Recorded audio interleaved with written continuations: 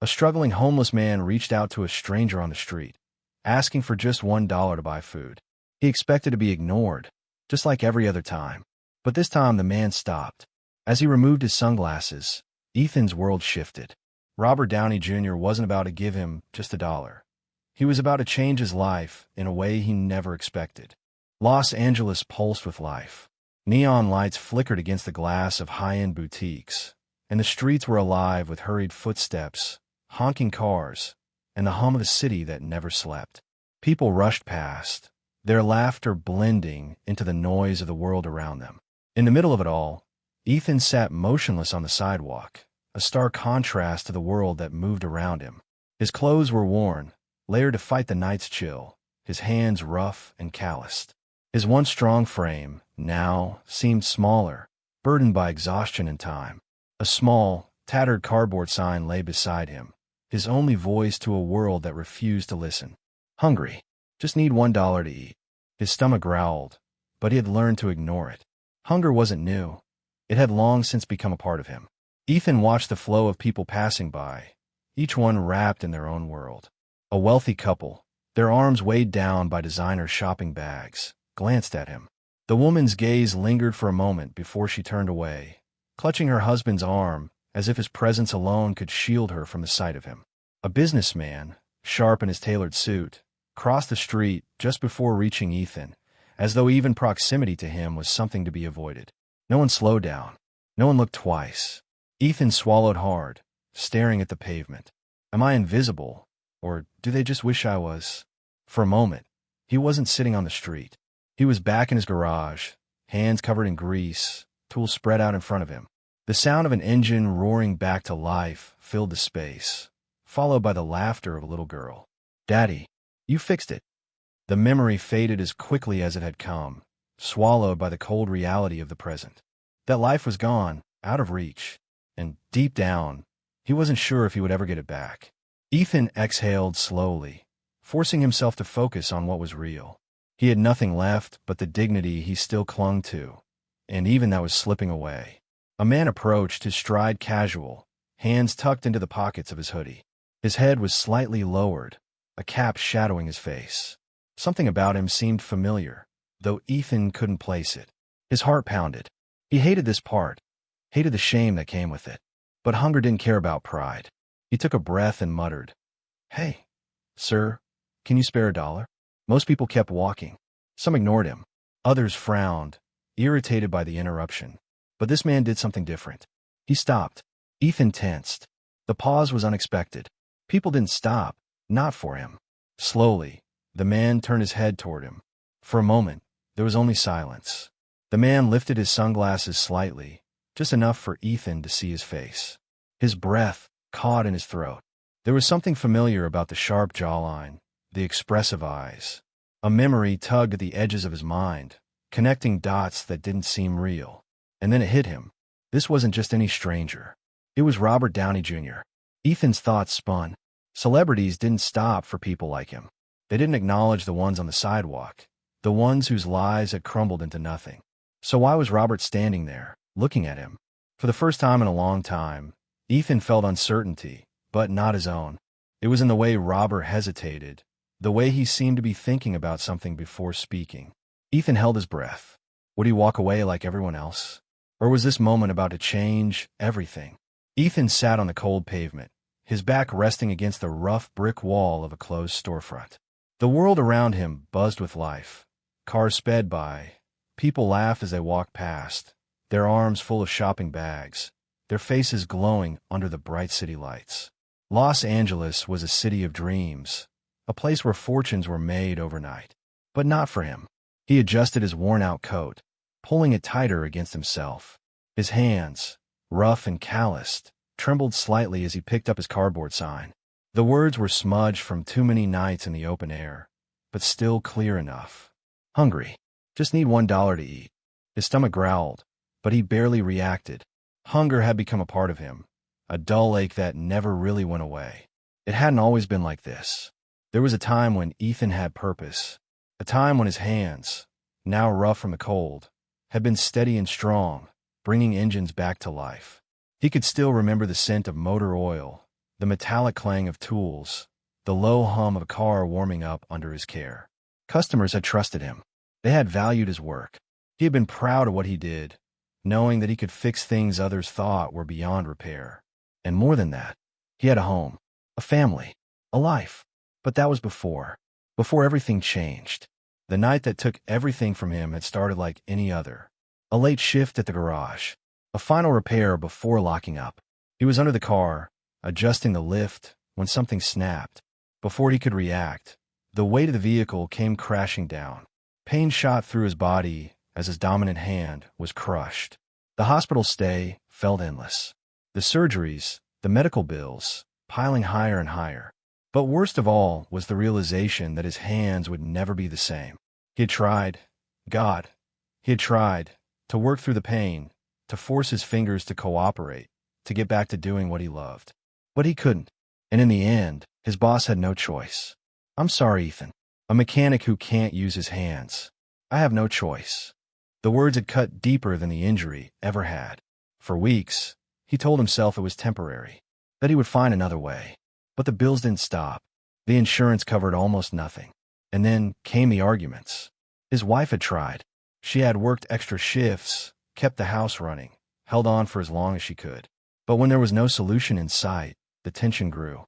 One evening, he had come home to find her packing her bags. "I can't do this anymore, Ethan." Her voice wasn't angry. It was exhausted. And maybe that was what hurt the most. She wasn't leaving out of hatred. She was leaving because hope had run out. The eviction notice came not long after. He had stood in the doorway of his apartment, clutching a duffel bag filled with whatever he could carry. With nowhere to go, he wandered. At first, he crashed on a friend's couch. Then a shelter. Then the streets. Night after night, he moved through the city, learning which alleys were safe to sleep in, which shelters still had room before midnight. And with each passing day, he felt himself disappear. The first week had been the hardest. Hunger clawed at him, but pride kept him from begging. But pride didn't fill an empty stomach. The first time he dug through a dumpster for food, something inside him broke. The cold nights were worse than the hunger. Sleep came in short, uneasy bursts. He learned to sleep light, always aware, always ready, because safety wasn't guaranteed. And every morning, as the city woke up around him, the world went back to ignoring him. Another night, another morning, another day of being invisible. A woman in high heels passed by without so much as a glance. A businessman checked his watch, too busy to notice him. Ethan barely reacted anymore. He knew what to expect. He adjusted his sign, hoping, just maybe, someone would stop today. Then, from the corner of his eye, he saw someone approaching. A man in a hoodie, hands in his pockets, head slightly lowered. Something about him seemed different. Ethan hesitated.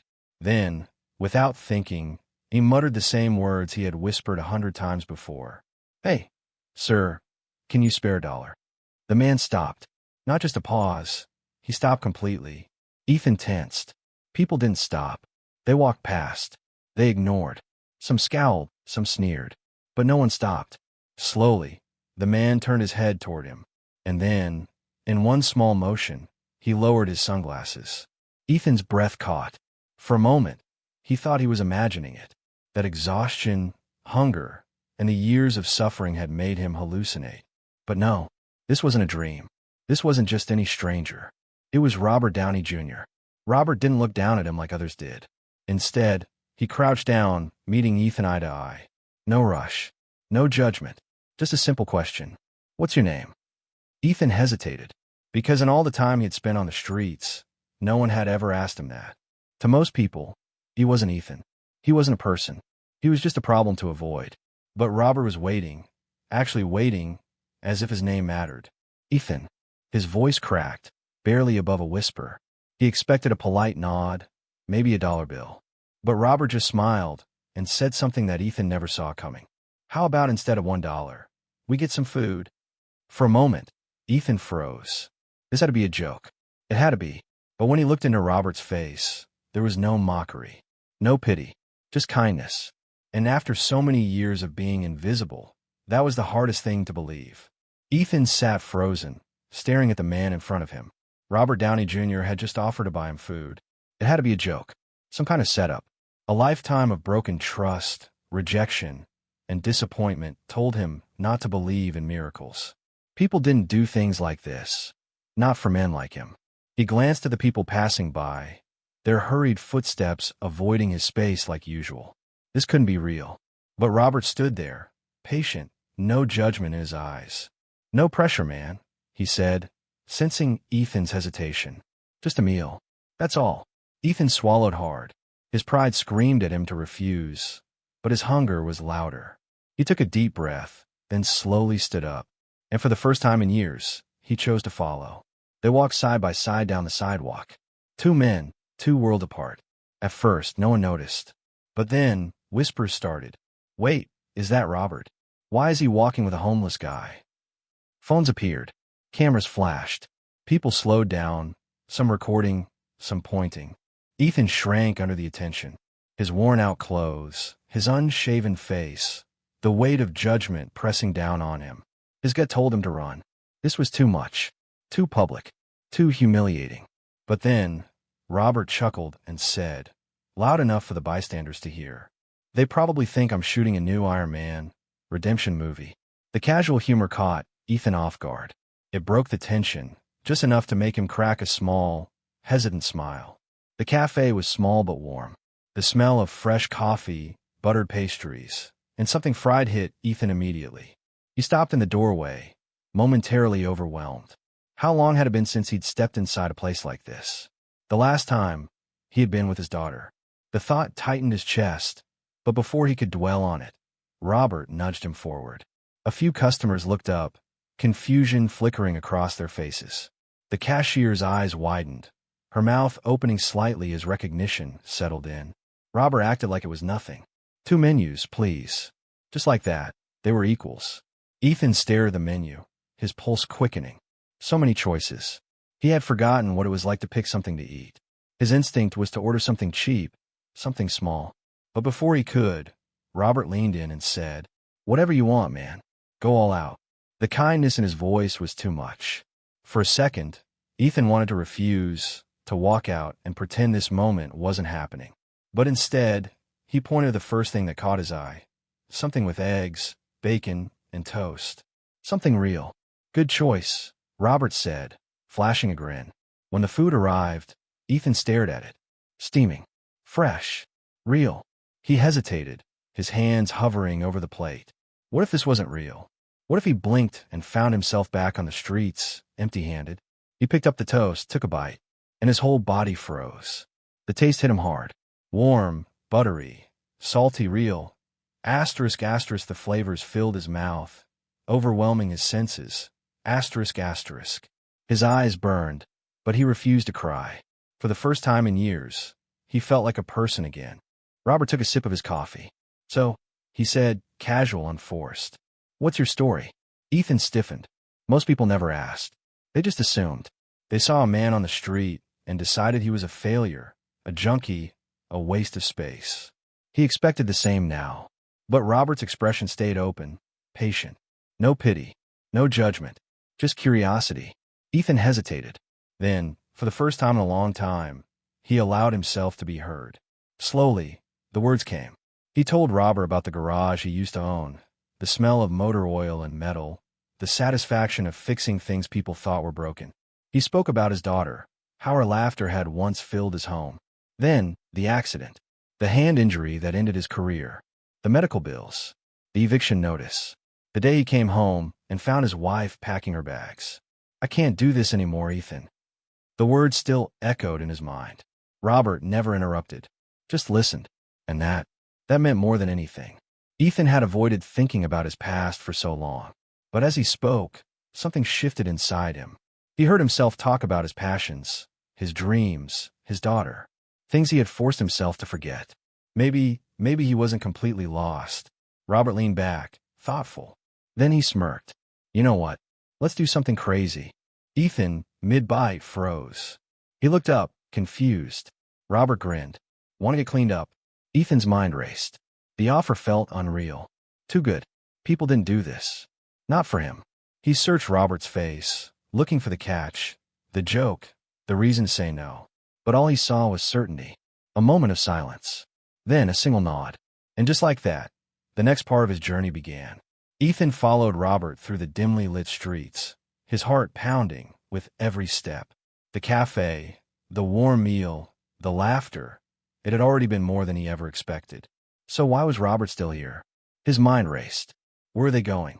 Why hadn't Robert just left him with a meal and walked away, like anyone else would? Doubt gnawed at him. Was this some kind of joke? A publicity stunt? Every instinct told him to stop walking, to turn around, to slip back into the shadows where he had lived for so long. But something about Robert's calm, unforced presence made him keep moving. Trust me, Robert said over his shoulder, sensing Ethan's hesitation. Just one more stop. Ethan swallowed hard and nodded. For the first time in years, he chose to trust. They stopped in front of a high-end barber shop, its sleek glass windows reflecting the neon glow of the city. The place looked expensive, too expensive for a man like him. Ethan caught his own reflection and winced. Messy hair, patchy beard, sunken eyes. His clothes were layered, stained from years of wear. He didn't belong here. His feet locked in place. This place isn't for me, Ethan muttered, already backing away. Robert turned, flashing a grin. Dude, it's a barber shop, not a palace. You'll be fine. He clapped Ethan on the back, guiding him forward. It wasn't a question. It was a statement. And just like that, Ethan stepped inside. The warm scent of shaving cream and cologne filled the air. The quiet hum of clippers, the soft chatter of barbers and customers. It was all so normal. And then, silence. The moment Ethan entered, the room shifted. A few heads turned. A barber near the back paused mid-trim, his eyes scanning Ethan's ragged clothes, his unkempt beard. Ethan felt it instantly. That same judgment, the same unspoken question. Why is he here? Heat rose to his face. He wished he had never come. But before the discomfort could settle, Robert broke the tension with a chuckle. Relax, fellas. He's not here to rob the place. He just needs a trim. Maybe a little superhero shine. Laughter rippled through the shop. The skeptical barber cracked a grin. All right. Let's clean you up, man. Ethan swallowed hard and sat down in the chair. And for the first time in years, someone looked at him like he mattered. As the clippers buzzed, Ethan sat still, his shoulders tense. This wasn't just a haircut. It was a moment of change. His reflection slowly transformed in the mirror, the years of neglect being stripped away, piece by piece. And yet, a question weighed on him. Why are you doing this? He finally asked, his voice quiet. Robert's smile faded slightly. For the first time that night, he looked serious. Because I've been where you are, man. Ethan's brow furrowed. No way, he muttered. But Robert nodded. And then he told him about the drug addiction that nearly destroyed his career, the prison time that made the world count him out, the Hollywood blacklist that nearly erased his name forever. Ethan listened, stunned. Robert, the guy in all the movies, the guy people idolized, had once been a broken man too. But one person believed in me, Robert said, leaning forward. One guy gave me a shot, and it changed everything. Ethan looked away, his chest tightening. Could this be a shot? The clippers turned off. The barber wiped away the stray hairs and turned the chair so Ethan could see himself. He barely recognized the man staring back. The tangled mess of hair was gone, replaced with a clean, sharp trim. The beard that once made him look twice his age had vanished. For the first time in years, he looked human again. He lifted a shaking hand to his face, his fingers brushing against smooth skin. His hands weren't trembling from withdrawal or hunger. They were trembling because, for the first time in years, he felt something dangerous. Hope. Robert handed him a new set of clothes and pointed toward a private room in the back. Take your time, he said. Hot water's waiting. Ethan hesitated, staring at the clothes. Could this really be happening? Minutes later, the hot water hit his skin, and for the first time in years, he felt clean. The grime, the exhaustion, the weight of so many sleepless nights, washed away in a single moment. For the first time in years, he didn't feel invisible. Dressed in clean clothes, hair neatly trimmed, beard gone, Ethan stepped back into the barber shop. And then he saw him, the man in the mirror. For a moment, he froze. The man staring back at him wasn't homeless, wasn't broken. He looked like Ethan, like the man he used to be, like the man he had thought was gone forever. But even as he stood there, his hands tightening into fists, doubt crept in. This is just temporary, he whispered to himself. By tomorrow, I'll be back on the streets. The fear coiled around his chest.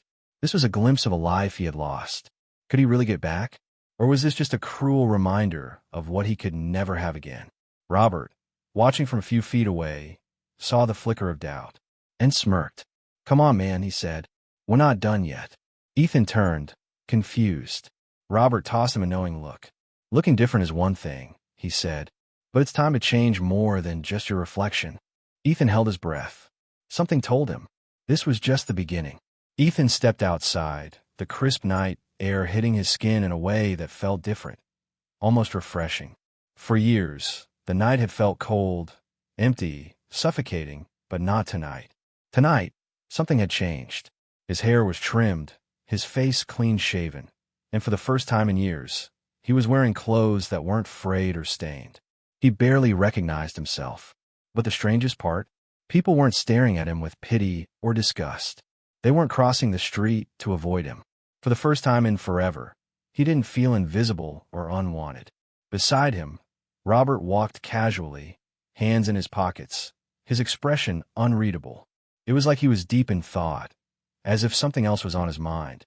Ethan couldn't help but wonder, why was Robert still here? Why had he done all this for him? Then, just as they turned the corner, Robert broke the silence. So, you're a mechanic? Ethan paused mid-step, caught completely off guard. How do you know that? Robert smirked, shrugging.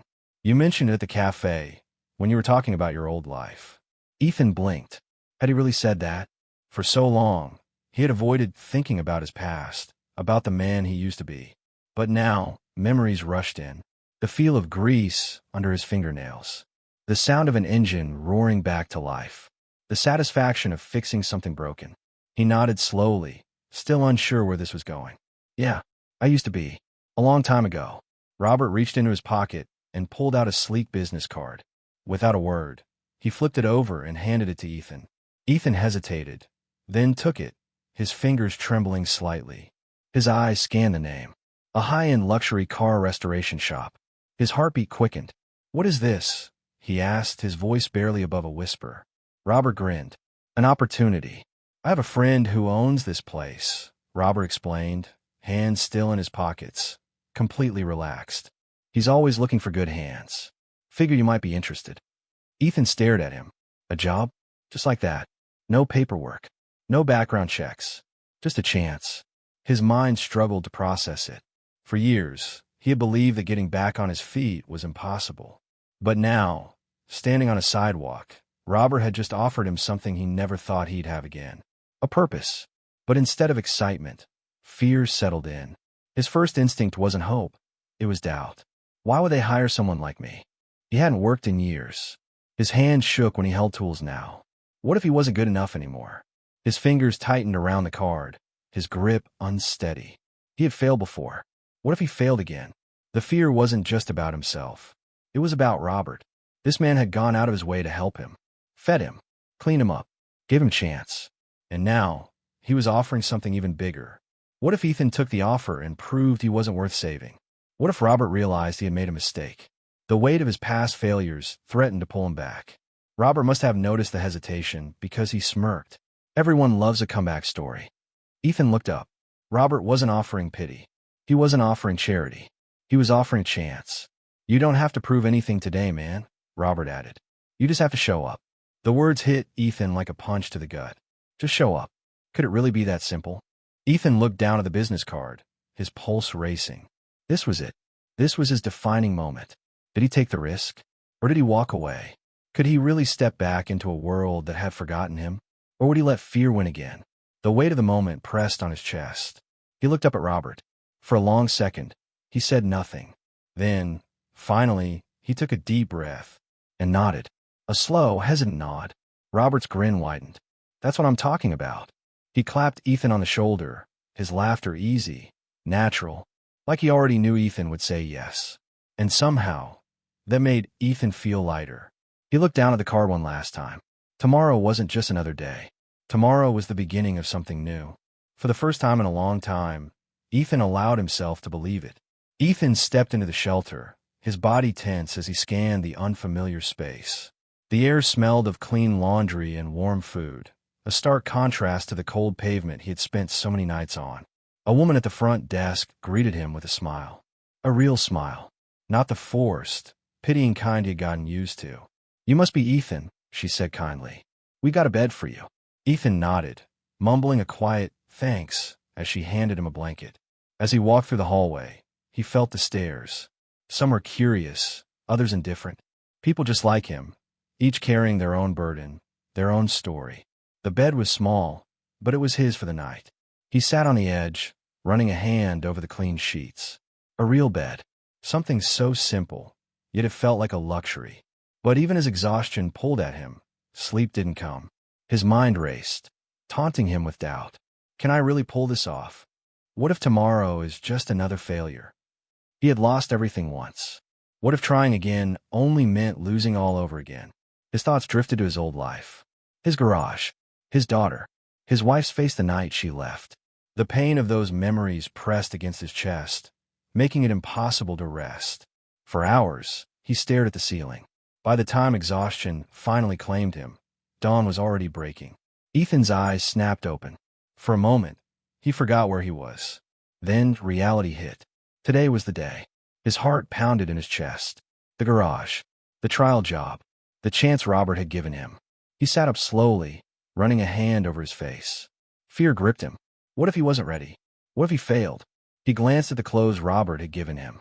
Clean, presentable, but putting them on didn't erase the feeling inside. No matter how different he looked, he still felt like the same broken man. And today, the world would find out if he really was. The garage was bigger than he expected. Sleek, modern, with high-end cars lined up under bright overhead lights. The scent of oil and metal filled the air, instantly pulling him back to his old life. Mechanics move around inside, busy, focused, laughing, chatting. Ethan stayed outside, frozen. The weight of the business card in his pocket felt heavier than before. He pulled it out, running his thumb over the embossed letters. This place was out of his league. He hadn't worked in years. What if he wasn't good enough anymore? His breath quickened. Every part of him screamed to turn around and leave. Maybe Robert was wrong. Maybe some people didn't get comebacks. His feet shifted backward. Just as he was about to step away, a voice echoed in his mind. Everyone loves a comeback story. You just have to show up. Ethan's jaw tightened. He had spent years running. Maybe it was time to stop. He took a deep breath. His hands curled into fists, knuckles white. And then, he forced his feet forward. One step, then another. The garage door swung open. Conversations continued, the scent of oil and gasoline thick in the air. And for the first time in years, Ethan stepped toward a future he thought was lost. Ethan stepped into the garage, the scent of motor oil and metal hitting him instantly. The sound of engines humming, tools clanking, and mechanics chatting filled the air. It was all so familiar, and yet, it felt entirely foreign. His heart pounded as he scanned the large workspace. Cars of every make and model sat in different stages of repair. Mechanics worked efficiently, some completely focused, others cracking jokes as they moved from one project to another. No one paid attention to him. Or maybe they did. He felt glances in his direction, some curious, some indifferent. A few, skeptical. A man in a dark gray jumpsuit approached him, holding a clipboard. He glanced down at it, then back at Ethan. You the guy from Robert? Ethan nodded, his throat dry. The man handed him a sheet of paper. Basic inspection. Go over it. Note anything off. Bring it back when you're done. Ethan took the paper with shaking hands. A simple task, something he had done hundreds of times before. But as he walked toward the car, something cold and sharp crept into his chest. Can I still do this? He opened the hood, staring at the intricate maze of wires and metal. The sight should have been comforting, but instead, it was overwhelming. His hands hovered over the engine. Which step came first? The answer should have been automatic, instinctual. But the years away from work made everything feel distant, like a language he barely remembered. He picked up a wrench and turned a bolt. Too tight. His fingers slipped. The tool clattered to the ground, the sound sharp in the quiet space around him. He froze. From the corner of his eye, he saw one of the mechanics glance over. Were they watching him? Judging him? A murmur. A chuckle. His chest tightened. I'm screwing this up. The thoughts rushed in, faster than he could stop them. Maybe this was a mistake. Maybe Robert had wasted his time on him. Maybe he really was too broken to fix. Ethan exhaled sharply. He was overthinking. For years, he had let failure control him. He wasn't going to do it again. He took another breath, this time deeper. His fingers moved on their own, adjusting the engine. A bolt twisted into place. A wire connected smoothly. The click of the tools in his hand felt natural, like he had never left. He zoned out the doubts, the noise, the murmurs. And suddenly, everything came back. The years of experience, the precision of his hands, the love for the craft. For the first time in years, he wasn't just some homeless man struggling to get by. He was a mechanic, and he wasn't done yet. Unbeknownst to him, a figure stood in the distance. The shop owner, a tall man with salt and pepper hair, stood near the back, arms crossed. His gaze was fixed on Ethan. He watched as Ethan hesitated at first, fumbled, then slowly regained confidence. He noticed the way Ethan's hands moved, not just with experience, but with passion. This wasn't just some guy looking for a job. This was a man trying to reclaim his life. And the owner saw it. The day moved faster than Ethan expected. By the time he was wiping the sweat from his forehead, the sun had dipped below the horizon.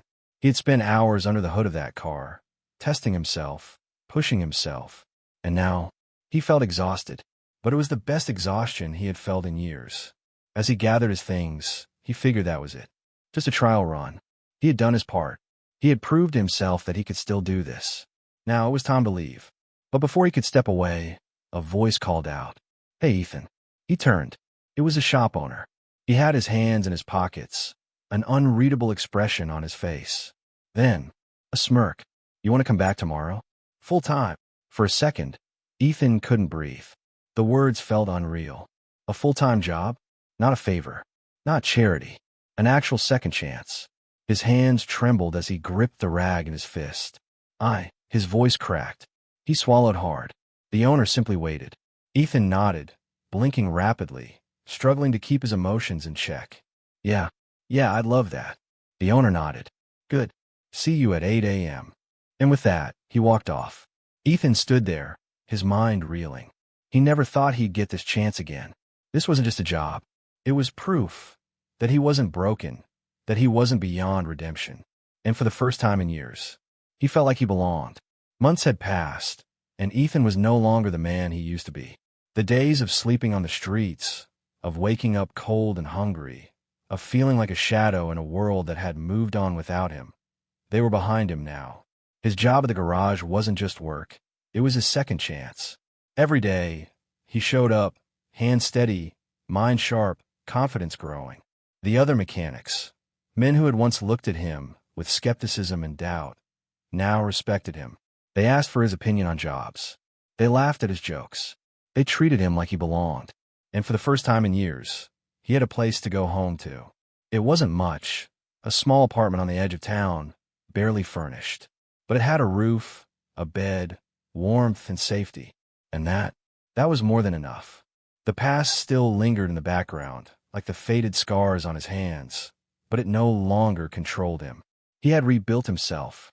And now, it was time to move forward. The morning air was crisp as Ethan walked to work, hands tucked into his jacket pockets. The sun was just starting to rise, casting a soft glow over the city. Another day, another shift. But as he neared the busy intersection, something caught his eye. A figure sat on the curb, hunched over, a tattered hoodie pulled tight against the cold. Beside the boy lay a cardboard sign, barely readable. Ethan slowed his steps, his chest tightening. He didn't need to read the words. He already knew what it said. And when the boy lifted his head, Ethan felt his heart stop. The kid couldn't have been older than 17. Eyes tired, haunted, filled with the same kind of uncertainty and quiet desperation that Ethan knew all too well. Because he had been that kid once. The boy hesitated, then spoke, his voice barely above a whisper. "Hey, sir, can you spare $1?" Ethan stood there, frozen. The words hit him like a shockwave. He had spoken those same words countless times, had sat on those same cold sidewalks, waiting for someone, anyone, to see him. The weight of the moment settled deep in his chest. But today he was standing on the other side, and he realized something. It had never been about the money. It had been about being seen, about being treated like a person. Instead of reaching for his wallet, Ethan did something else. He sat down, right there beside the boy, his back against the same cold curb. The kid's brow furrowed, confusion flashing in his eyes. No one ever stopped. No one ever sat down. They either ignored him or threw a few coins his way and walked off. But Ethan didn't move. Because this was the moment that mattered. Ethan could hear Robert's words in his mind, clear as day. Everyone loves a comeback story. That's what had saved him. Not just the money, not just the food, the chance, the moment when someone had looked him in the eye and believed in him. And now it was his turn. Ethan turned to the kid and offered a small, knowing smile. "You hungry?" he asked. The boy hesitated, then nodded slowly. Ethan pushed himself to his feet and held out his hand. "Come on, let's get you something to eat." The kid looked at the hand, as if unsure whether to take it. But then, cautiously, he reached out, and, as they stood up together, Ethan felt something shift. The cycle wasn't over. It was beginning again, because sometimes the smallest act of kindness could do more than change a moment. It could change a life.